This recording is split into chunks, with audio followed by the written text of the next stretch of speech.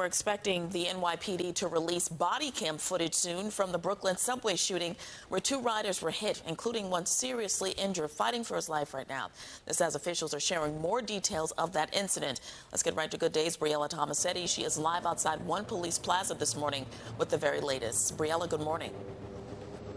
Yeah, Tashani, good morning to you. And 49-year-old Gregory Delpech's family says he was on his way to work when he suddenly became trapped in the middle of an altercation between police and a suspect, nearly losing his life from a bullet that wasn't meant for him in the first place. But according to the latest NYPD statistics, the percentage of encounters involving people who are mentally ill where force is actually used is only around 1%. Police say this case, though, was an exception.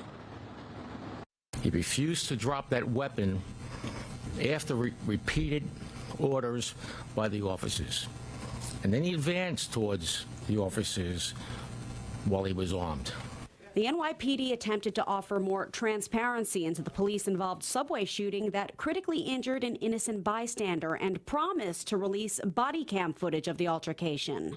Yesterday, the NYPD's Chief of Patrol, John Schell, provided a more thorough timeline of what happened, explaining that cops had not one but 2 encounters with the 37-year-old suspect, Darrell Mickles. The first incident occurred approximately 10 to 3, where video shows Mr. Mickles jump the turnstile right in front of the 2 officers, at which time they followed him onto the staircase.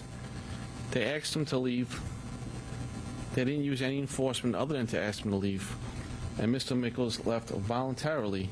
While leaving the station, Schell says Mickles brandished this knife. About 10 minutes later, he returned and evaded the fare yet again. The officers allegedly followed Mickles up to the platform, knowing that he was armed, and told him to drop his weapon as a train approached the station. Mickles refused, got on the train, and the cops followed. Both officers discharged their tasers. The tasers did not immobilize Mr. Mickles.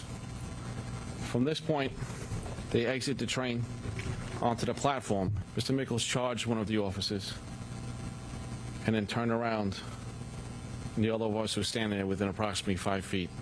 It was at this time they both discharged their weapons, striking Mr. Mickles. But gunfire also struck one of the officers underneath his left armpit, grazed a 26-year-old woman, and struck 49-year-old Gregory Delpech in the head. His lawyers and family members are calling for a full investigation. Our client was shot in the head by the NYPD. He was on his way to work, and there's no reason why he should not make it to work. Right? I believe that the NYPD was reckless. Protesters have flooded the Sutter Avenue L train station where the shooting happened over the past couple of days, arguing that the NYPD didn't do enough to de-escalate the situation before opening fire. Schell accused some demonstrators of creating false narratives and say his officers only used force because they believed their own lives were in danger. A narrative that we shot somebody over a $2.90 fare, which is wrong and quite frankly irresponsible. The 8-inch knife Mickles allegedly used to threaten those officers initially went missing from the crime scene but was later recovered. Meanwhile, it'll be a long road to recovery for Gregory Delpech, whose family says he underwent cranial surgery to reduce swelling from that gunshot wound. For now, we're live here outside One Police Plaza. Dan and Tashani will send it back to you. All right, Briella, thank you for that.